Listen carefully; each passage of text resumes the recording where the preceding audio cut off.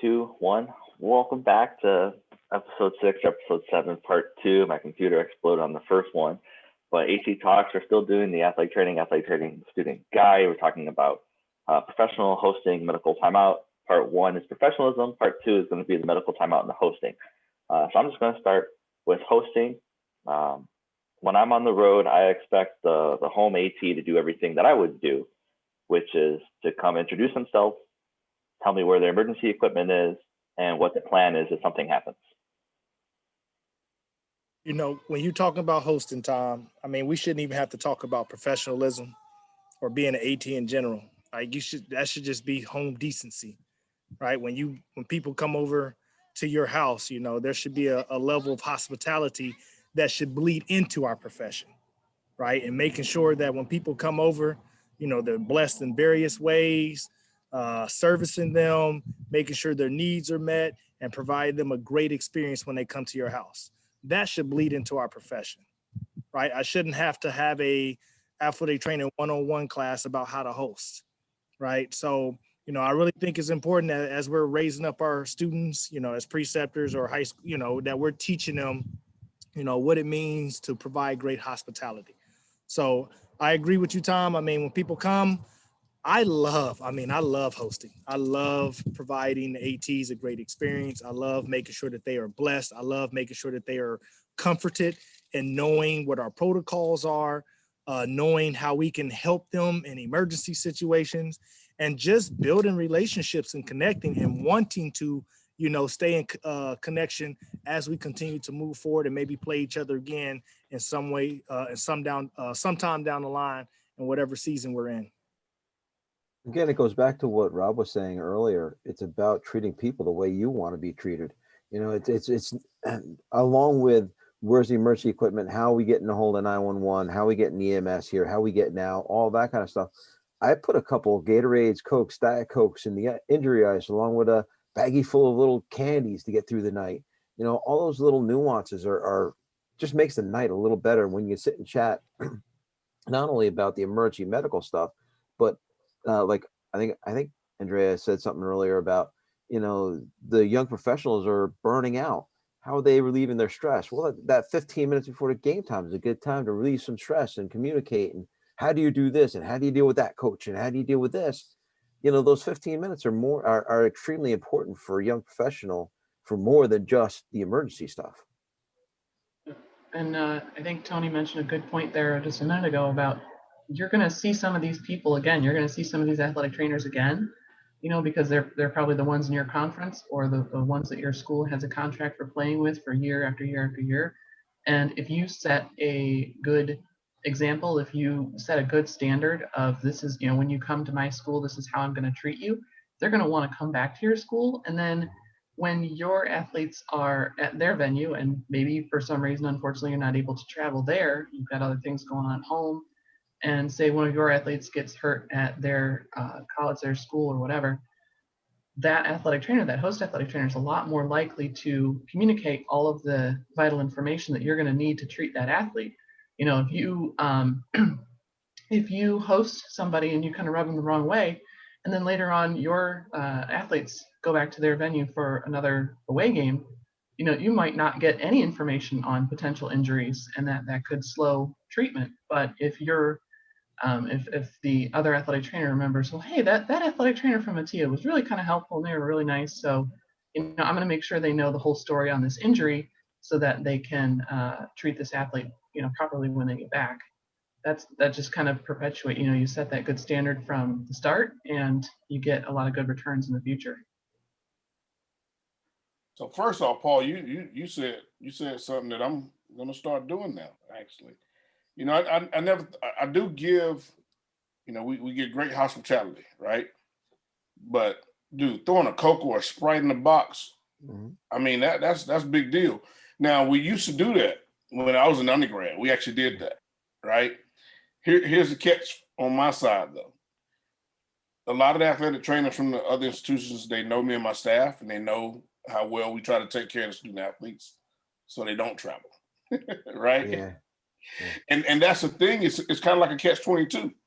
It's like when you're being a great host, and they see things look well and it's ran well and you're professional, it's like, hey, they'll be okay going without me to that place. So I'm gonna stay home, cover these practices, or I'm gonna go to this other school where sometimes they don't get treated that well. You know what I mean?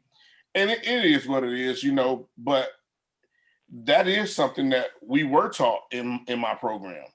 We were taught to do medical timeouts before each game. We were taught to make sure you communicate if you're not going to travel, and this is what you're saying. If you don't, this is what you're saying to all the visiting teams. We send out visiting letters still to this day, even though I know every athletic trainer in my conference, the beginning of every season, they get that visiting letter. And you know, I don't do a snail mail anymore, but they get the email, you know. And being the head AT for the conference, what I tell them is just communicate. If you don't have a letter, that's fine. Just send an email, you know, just communicate. But hosting is a big deal though. You know, I found that a lot of these students that come from the other institutions, again, I just told you they don't travel ATs. They may talk to me more than they talk to the AT back home because we sit there, we talk to them, we try to figure out what they need. We're handcuffed on a lot of different things that we can do for them because we don't work in their state and we technically can't treat them as an athletic trainer. We're a first responder, but you know, that stuff shows. And when you treat them well, they respond well.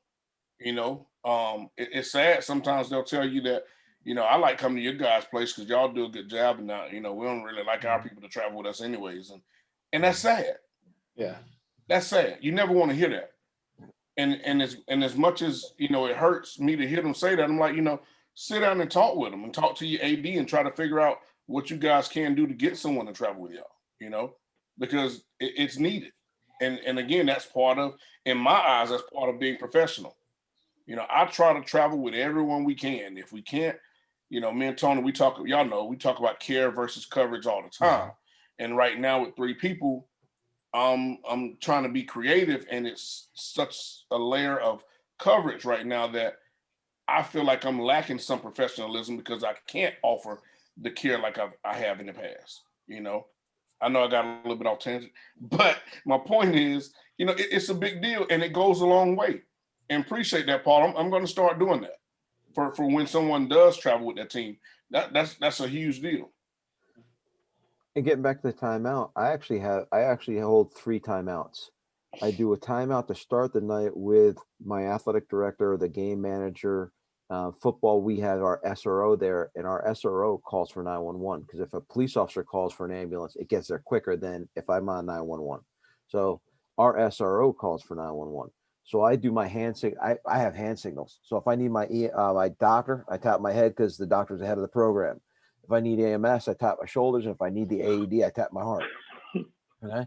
So my SRO, before every game, he walks up and he goes, "You need the ambulance, right?" I said, "You got it." But I want to make sure that the gates are going to be opened and all that kind of stuff with my DSA, my athletic director, before I go talk with the other teams and the officials. The officials are always the last one out. So it's a matter of convenience, making sure I meet all those people and share what our hand signals are. How are we going to get 911 here? What's our route out, and all of that kind of information. I asked the YP one time, did they have hand signals? And they had no clue what I was talking about. Medical timeouts, you know, it's interesting to hear that you have 3. I definitely would like to talk to you on the side, you know, I mean, to get a better grasp of that. I typically do 1 medical timeout. I usually, just like Ed expressed earlier, I usually send a visiting team letter out usually that Monday coming into the week. If I don't get any response by email, you know, I just take it upon myself to reach out via phone call just to make sure, is there anything that you need? Did you see the letter? Is there any way that we can accommodate, right? Because I just want to make sure, you know, all needs are met. And and also in the email, I let them know, you know, I want to meet 30 minutes before the game, because at the high school level, that's usually pretty good timing for most athletic trainers, is 30 minutes before the game. So my medical timeout involves our police officer, because just like Paul stated, you know, our police officer, or if we don't have EMTs there, for example, maybe we sent the truck off because a already emergency situation. Our police officers actually are secondary person to activate EMS. When our EMTs are there, our EMTs are the ones that assist with activate EMS. But again, I want to make sure people know that, right? I want to make sure people know how many medical professionals we have out here on the sideline. ETs, do you have any PTs, PAs, orthopedics, EMTs? You know, I want to make sure. And then also, what equipment do we have out here? I want to make sure everybody knows that we have airway management. We have a spine board. We are spine boarding, because I know some states don't use spine boards, right? So just making sure we take off equipment. I want to let you know that if you have been training at your school to take off football equipment, I want you to know that my staff is also well trained and we can assist you. Okay.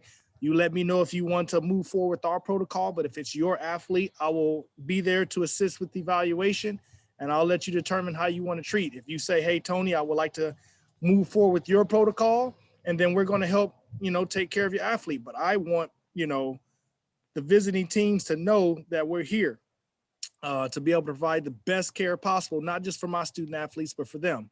My medical timeouts, I provide them information on all the, the trauma centers. I provide all the contact information for the trauma centers. And I want them to know, even if they send a kid off, that the parents have a connection to where their kid is going. So whether they have the address so they can follow along, or they're able to call if they get caught up in traffic, because, we're in Metro Atlanta, so they might not be able to, navigate with the EMTs as efficiently. So I just want them to always have that, and everybody be comfortable that they have all the information that they would need being on the road, just as the same as they would be if they were at home. And those are just some different, aspects of our medical timeout that I try to address. And that should be the standard. If you're not doing that, you need to do it now. And if you're only doing that for football, I would advise you to do that for basketball and volleyball and softball and baseball and all the sports. Go up to referees, tell them who you are, tell them where your stuff is. Go up to the away coaches, tell them who you are, tell them where the stuff is. If the coach goes, yeah, whatever, we don't care anyway, that's fine. But still go up there, do it, have those conversations. I think it just occurred to me, one of the most important times to have a medical timeout, and I've faced it a lot personally, is if you are just starting out as a young professional and doing a lot of PRN coverage. If you are working through a company or you're an independent contractor that you've never met these people in person before, they've never seen your face. Maybe the coach doesn't even know who's coming. The team doesn't even know who's coming. They just talked to a coordinator that said, hey, we'll get an athletic trainer out there.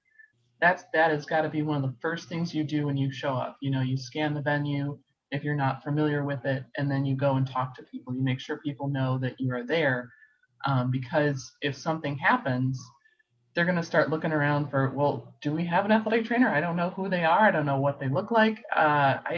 Somebody's dad is a doctor in the stands. Maybe we can talk to them. But no, you have been hired to provide medical services for this event, even if it's just PRN, even if you're never going to see these people again, because they're not your team or the ones that you're responsible for every day, in your everyday job.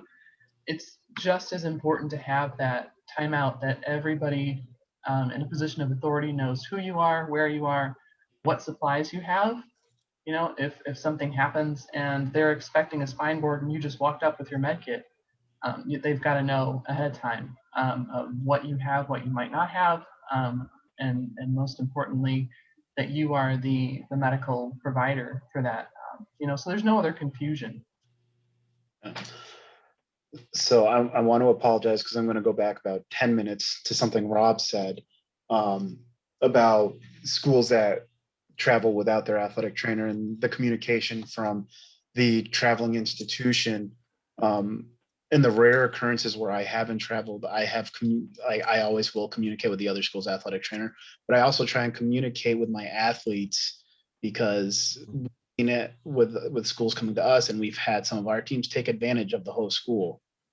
Like a few years ago, we had a school come and travel with us. Their athletic trainer said 3 guys on their team need to be taped.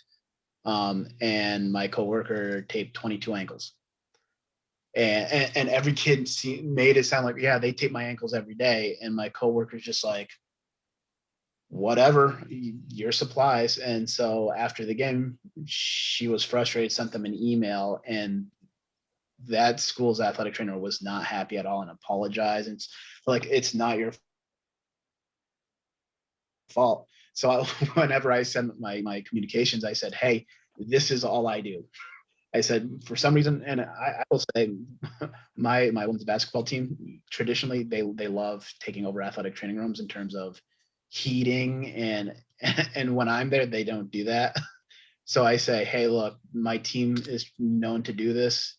Feel free to kick them out. They need. But that's good information.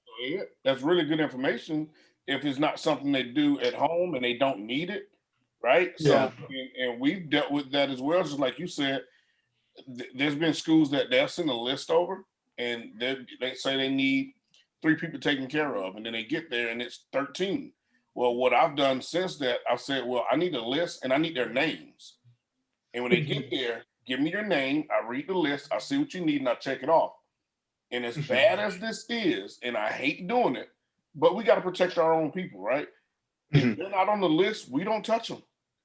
Well, But then you know what happens? They go grab their cell phone, they call the athletic trainer, and then they say, hey, can you go ahead and do that for me? And then I say, well, they weren't on my list 24, 48 hours ago. what we do to prevent that is we have 25 school system. We all have the same medical record system. So I can go into the medical record system and see who do the other schools athletic trainer, who did he treat that day? If you aren't on that list, and then I call the athletic trainer and I say, hey, I got Joey here who wants his ankles taped. Oh yeah, he got hurt yesterday. I forgot about it. And then on top of that, we have pink cards that we fill out that goes with the athlete. So the athlete should come up to me and say, hey, my athletic trainer said to see you and I need to get my ankles taped. Okay, it's right there. Good. Hop up on the table. Here we go. If they don't have that pink card, then I go in the computer record. If it's not in there, then I call the athletic trainer. And if they're like, oh yeah, I forgot, I'm putting them through a functional test. They don't have it in their records. I don't know what's safe for them to do. So I'm putting them through a functional test and I'm working them out. They're tired before the game starts. Let me tell you that. And then I'll tape them. So Paul, so you guys, and I know it's getting a little bit off the hand. No, actually, it goes hand in hand. Mm-hmm. So you guys share that system. Are all of you guys working for the same company? We're all in the same school system. We're all hired by the school system. Because I was gonna say, what about HIPAA? And you're looking at a kid from another school, but if y'all in the same system, then y'all can work together anyways. And actually, that wouldn't be a HIPAA issue. That would be a FERPA issue. True. But yes, we work. Fairfax County Public Schools has 25 high schools. Each school has 1 full-time athletic trainer and 1 stipend athletic trainer that's part-time. So yeah, we all use the same record keeping. That's the way to do it. Yep. Well, the way we do it would be to have 5 or 6 full-time athletic trainers on staff, and I've been fighting to make our second athletic trainer full-time and to even look at more because we've all had this conversation. Care versus coverage. And like you said, sometimes I'm feeling like crap because I'm really providing coverage. It's not true care. And it hurts as a professional. That's true. Really does. But it all ties into being professional, the communication, the appearance. And one of the things that I think Rob said earlier, when you have that visiting athlete, again, going back to the appearance, you never know who's watching you. And I share this, I think I've shared this story in the Zoom, and you never know who's coming in your door. There was a time I yelled at the superintendent's wife. Her daughter was a cheerleader, and I was doing concussion baselines on impact, and she looked over her shoulder and said, "What do you already have a concussion?" I said, "Well, what do you mean?" And she said, "Well, I got kicked in the head Wednesday." Now this is Monday. I got kicked in the head Wednesday and I've had a headache since. Okay, I'm going to set you up on an injury evaluation, not a whatchamacallit. Don't leave when you're done. We'll review your test. Well, she left. 3 days later, she's sitting in the doorway with Mom. I said, "Where'd you go? I told you not to leave." Mom says, "Oh, she didn't know." I said, "Well, crap, she didn't know. I talked about it in the team meeting. I talked about it in the athlete meeting. And I told her what to do. And I talked about it in the parent meeting, so you should have known." I didn't go to the parent meeting. That would have helped us, wouldn't it have? Now, what's your name? She gave me the name, and I went, "Oh, shoot. Please don't be the same. Please don't be the same." And it was the same. Yeah. So, but you're still right though. yeah. You're not wrong. And the funny thing is, both parents, the superintendent and mom, were at every basketball game. They sat right next to me and gave me a $50 gift certificate to Starbucks at the end of the season. Because they appreciate the passion you showed. Yes. So you might have got a couple emails, but they were probably pats on the backs like, hey, thanks for treating my kid just like you would any other, just like you would your own. So, and just to continue to try to stay on topic a little bit, one of the things I want to emphasize is, this medical timeout hosting is just based off of being intentional and communicating with people. Yeah. Like we always talk about how that's a important skill to have, but for some reason people put that on the back burner. So I just strongly emphasize for you YPs or anybody who's not doing medical timeouts or who maybe look at this video and say, man, maybe I need to do a better job of hosting. Well, for professional, being a good communicator is important for all of us, whether it's communicating with parents, coaches, other ATs, other stakeholders, communication. And y'all have to understand. So I don't know why this mark has been missed so much within our profession and why there's so different levels in regards to what we believe is a standard, but we have to look out for one another as well. Like we have to, if we're truly saying that we care for our athletes and we truly say that we're looking out for the safety of our athletes, but we're not communicating to the other ATs, then I'm gonna be honest, I have to question, how much you really care. True statement. And I've heard AT saying, I just don't have time. I'm busy. I'm running around like a chicken with my head cut off before the games. And I'm running out right before the start of the game. Well, it kind of goes back to Tom and that AT that drives you nuts that just comes out and says, hey, I'm Paul and good luck tonight. That's where it starts. If you can get that in, well, then in the next time it's a 2 to 3 minute conversation, then it's a 5-minute conversation, then it's a 15-minute conversation. But at least introduce yourself. And if you get that and then build from that, that's a start. Yeah. And I feel like the athletic trainers that do that, it's not the time, it's the priority is not there. Yes. So for me, like I love hosting, and football is my big sport for hosting. I know there's always going to be an athletic trainer. There's always a lot of moving pieces on game day, where my hosting preparations start Monday for a Saturday game.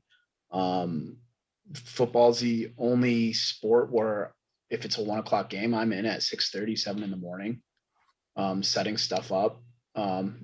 I've said it before, it's been kind of my therapy, the kind of catch my breath, run things through my head, but it makes it so I don't have to rush around and do stuff when the other team shows up, because I'll be taking care of my team. And I'm lucky we have an education program where I'll have students that are able to do some of the pregame duties. So as soon as I see the buses pull up in front of the gym, I shoot out to the lobby and I'm waiting for their athletic trainer to come in.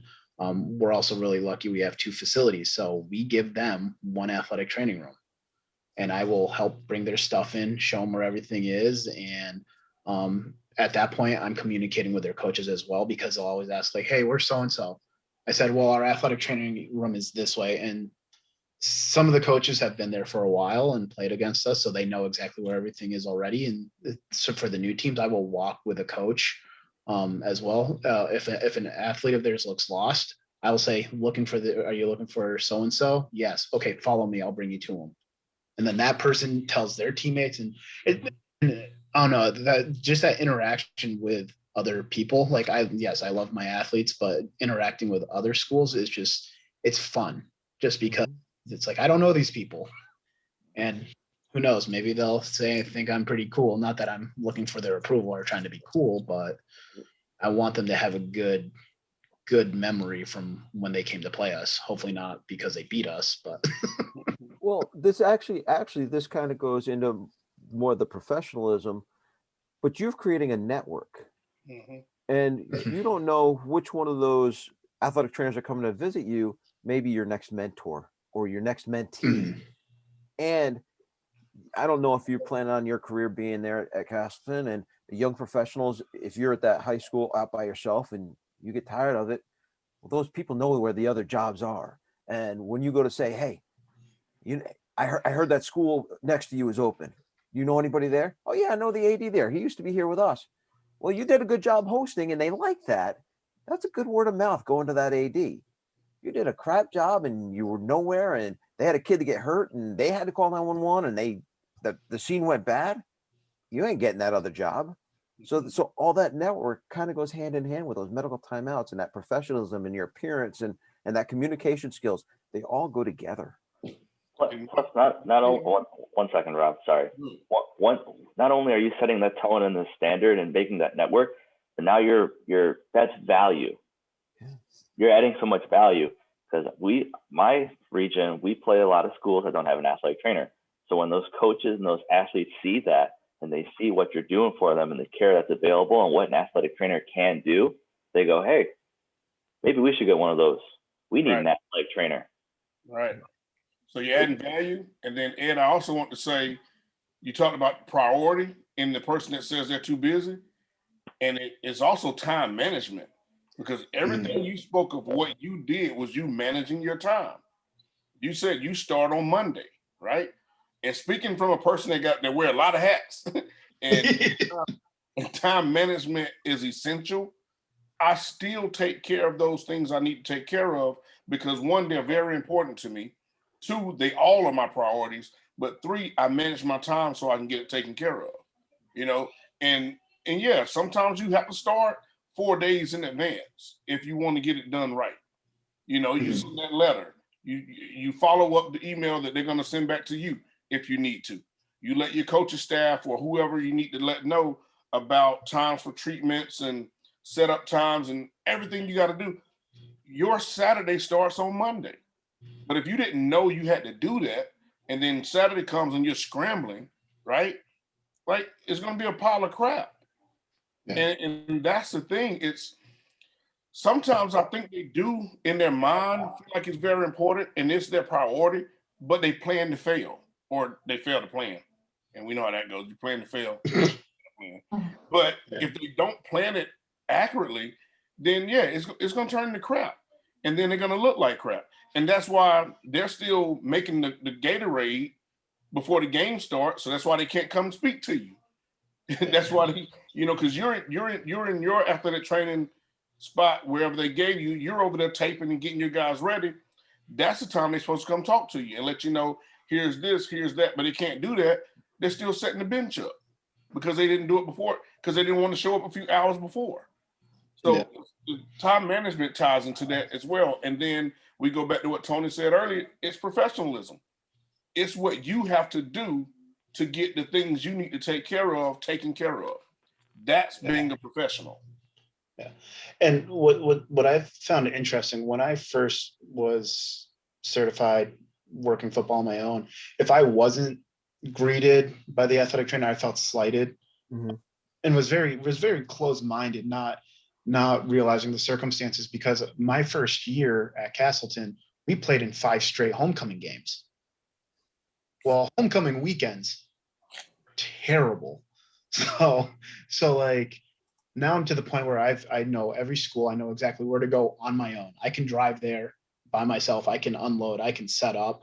And so if someone doesn't greet me, or a lot of times I like to sneak up on them sometimes, be like, hey, I'm here. Oh man, sorry. No, you're fine. I see you have a homecoming lacrosse game right before a home football game. Like, you have to turn that turf around less than an hour. And so like, I don't mind that now. So it's just funny how that kind of evolved. Like, if I'm not greeted, it's not the end of the world. Exactly. If I don't greet someone, it's the end of the world. But I will say, Ed, I do feel slighted still to this day, because how hard is it to send that email like you and Tony and Rob and everybody does Monday before, and in that email you say, hey, just so you know, I might get caught up because we have lacrosse at the same time football starting. So if I'm not there to meet you right before the game, I will get to you as soon as I can, but I will greet you. And 5 minutes into the game, to run around the field and come over and say, hey, sorry I didn't get to see you. I had a lacrosse game. I'm Paul. EMS is at the end of the stadium. here's a radio, call me if you need me. That took Time 30 management. seconds, but it still happened. Yeah. Time management. Here's a little fun thing I do. I've been at my school for 3 years, and I know a lot of the referees. I know a lot of the coaches. I know a lot of the away players. I'm still going to go up there and be like, hey, I'm Tom. I'm still here. There's the AD. Here's the emergency stuff. If you need anything, I'm going to take care of it. I'm right at the edge of the bench, or I'm next to the scorekeeper. I'm on the 50-yard line. I'm still going to do that. This is my 21st year, and I'm still doing that. Right. Yeah. Right. And I will say, you young white peas, man, learn what it means to lead by example. We got a lot of people on this call. Well, we're expressing based off our experience. We're expressing based off our standards, and our expertise. Quit. Sorry, You're muted. You're muted, Tony. Sorry, I was outside. A motorcycle just ran by. But biggest thing I was just trying to express is leading by example, taking this information, understanding if you aren't meeting these standards, these professional standards, and you think it is of value, which a lot of us on here, we do value a lot of these standards. If you believe it's of value as well, start implementing it, raising the bar, being intentional. Like I am very intentional about my medical timeouts. I really am. I really want to make sure everybody's involved. I really want to make sure when I execute them, I do it in a manner that, is very impressionable on them, that compels them that they would like to move forward with that. Again, like Tom said, whether it's football games, I do it at our basketball events. If their ATs don't come, I have so many coaches like, wow, I've never had an AT come to me. And I do that intentional. I try to travel when I can. And when I travel, I go over, I introduce myself. I make it a point. I have conversations about things. I have conversations about things that I value for this profession. Again, I'm constantly trying to be a salt. I'm constantly trying to be a light. I'm constantly trying to lead that hopefully that may pass along to someone else. And then they continue to try to operate with those same standards. Sooner or later, hopefully every AT is traveling. Sooner or later, when I do travel to another school, I am receiving, invitation and being able to listen in on someone else's medical timeout. But I had 12 football games this season. And I've only been a part of 2 visiting team medical timeouts. And there were 2 teams where I never met the athletic trainer. And for me, I think that's poor. But when I get the chance, I will lead by example without even telling you that I'm trying to be, a standard that I believe you should be following as well. A little quick extra in there that just kind of occurred to me, especially Tom, in your situation, the schools that don't have athletic trainers around there, that medical timeout, even if you don't encounter another athletic trainer on the opposite team, can be used as a point of education. That some of those administrators might, it's Northwest Indiana, so I really hope they know what athletic trainers are. But in some more rural settings, they might not know what an athletic trainer is. And you're saying, hey, I'm the athletic trainer. This is my name. This is what I can provide. Boom, you just educated somebody else about what the profession of athletic training is.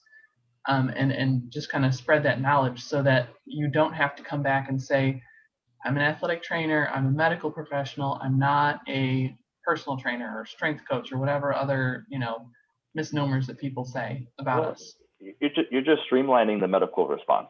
When you have an emergency thing happen, you got to go. There's no time to think. You got to go out there and do it, and you got to be trained, you got to be practiced, you got to communicate. So when you're the away AT and the home school doesn't have an AT, you have to go out there and say, hey, I'm a medical provider. If something happens, this is what we're going to do. But if you don't do that, something happens, then everyone's like, who are you? Who are you? And it's just terrible. But we're going to get kicked out any second. I want to say happy birthday to Ali and happy birthday to Shanika. Nikki, thanks for joining us. And everybody have a great Sunday. Do we want to do a part 3 or are we good? I think we're good. Good luck, Rick. Go Chiefs. Woo! Good seeing y'all.